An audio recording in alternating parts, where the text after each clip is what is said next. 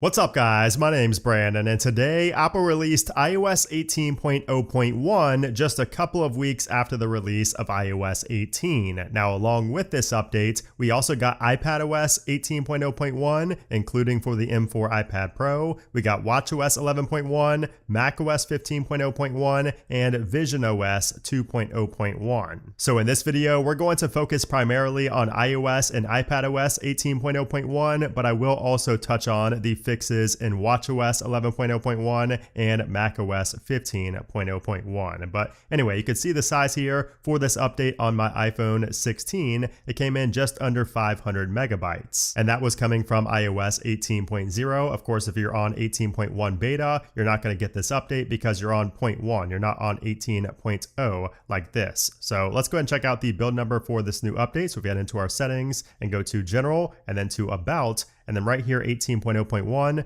the new build is 22A3370. And if we go back and check out the modem firmware version, that remains the same at 1.00.00 for the 16 series. Okay, so now what's new here in iOS 18.0.1? And if you've been following the channel for a while, you know that a double point update like a 0.0.1, that means that it's only going to be bug fixes and enhancements, no new features. So we're going to see the new features in these single point updates like 18.1, for example, which should be coming later this month. So with that in mind, let's talk about what's been fixed here because iOS 18 has been quite buggy. So the first thing that's been fixed is the touch responsiveness bug. So Apple says here, touchscreen may be temporarily unresponsive in certain circumstances on iPhone 16 and 16 Pro models. Now, one thing to keep in mind is that this has been happening on all devices, not just the 16 and 16 Pro. So Apple did call those out, maybe because it has been more prevalent on those devices, but I've seen several reports from a lot of viewers that have said they've had touch responsive issues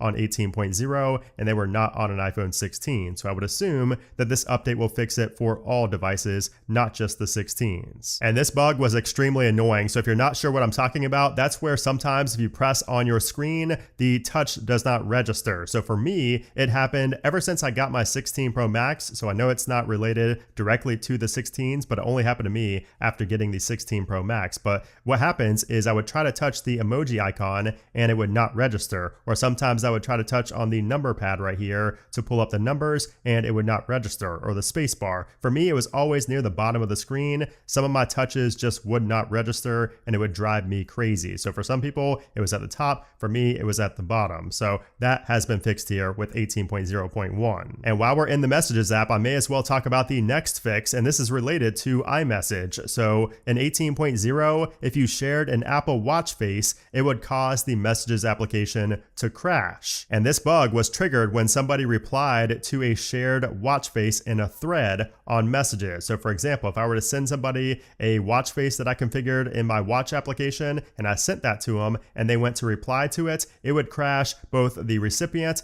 and my Messages application. It would crash repeatedly until I deleted the conversation. I would have to delete the conversation basically to fix that. So thankfully that has been fixed here on iOS 18.0.1 along with every other software. So this bug impacted not just iOS, but also iPadOS, watchOS, macOS, and visionOS. So that bug affected all of the devices, all the software, and it has been fixed across the board. Now here's another fix that I've seen some people report as well on the 16 Pros specifically. So the camera may freeze when recording macro mode video on the ultra wide camera, so at 0.5x in 4K with HDR turned off on the 16 Pro models. So if you had issues with the camera freezing while recording a video, that could be fixed for you. That was not impacting me on any of my 16 Pros, but I know some of you guys have reached out and told me that was impacting you. So thankfully that has been fixed as well. And then here's a good one for all devices, not just the iPhone 16s. Apple says that performance may have been impacted due to an issue with memory allocation on some iPhone models. So if you had any type of performance issues, those could be resolved here with 18.0 18.0.1, which is always good to see. When Apple mentions anything about performance improving, that's always a good sign. That's like the second best thing behind battery life improvements being mentioned by Apple in the release notes. Apple did also mention security updates for this update and all the other updates as well, so I would expect to see some security notes get published soon. Now, I did also want to mention for iPadOS 18.0.1, this is going to be the first update for that device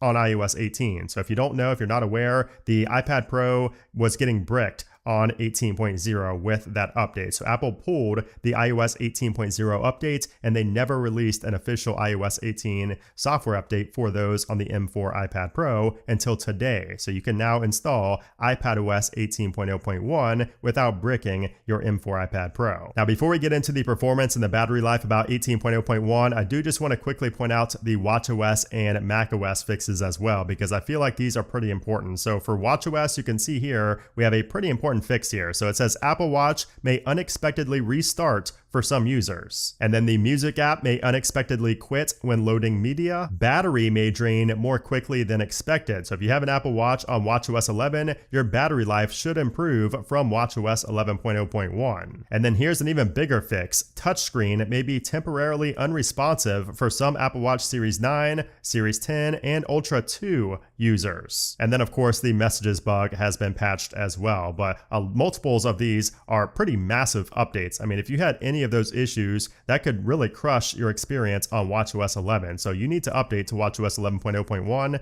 ASAP. And then for macOS 15.0.1, we have a fix for VPNs and firewalls. So Apple says that this improves compatibility with third-party security software. And I just wanted to mention those because I feel like those are pretty important fixes that you need to be aware of. So anyways, we do also want to talk about the performance here on 18.0.1. I would actually expect some performance improvements here with 18.0.1. Like, we don't typically see performance improvements with a double point update, but since Apple specifically mentioned that performance could be improved here in the release notes, I would expect to see performance improved across the board on all devices. So as far as the Geekbench scores, I did run a Geekbench 6 test here, and you can see we scored a 33-38 on the multi-core and an 81-32 on the multi-core. And then when it comes to battery life, I would also expect battery life to improve here with 18.0.1. And the reason being is for the same reason that we might see performance improve, because Apple mentioned that performance may be impacted due to an issue with memory allocation.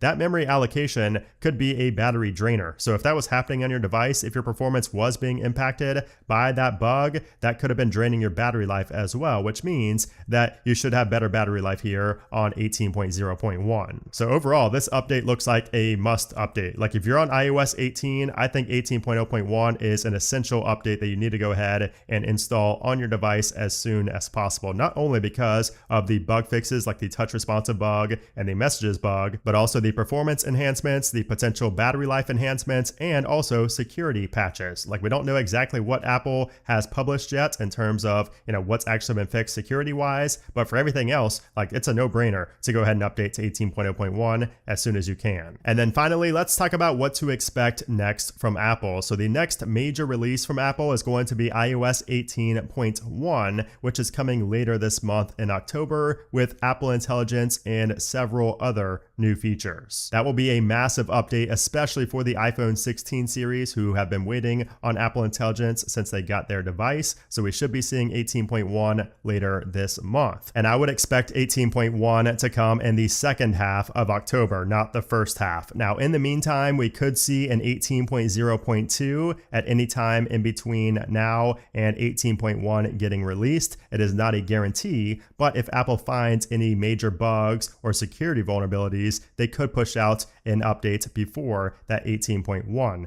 update. But you guys know, if you keep it locked to my channel, you won't have to worry about when the next software update is coming. I will let you know here on the channel, and that's what you subscribe for. And if you're not subscribed for some reason, be sure to hit that subscribe button down below. But anyways, that is an update on 18.0.1, a pretty important bug fix update that I think all users should go ahead and download ASAP. But anyways, I hope you enjoyed the video. If you did, give it a thumbs up. Also be sure to subscribe so you don't miss out on future iOS 18 and iPhone 16 coverage. But anyways, guys, thanks again for watching, and I'll see you soon.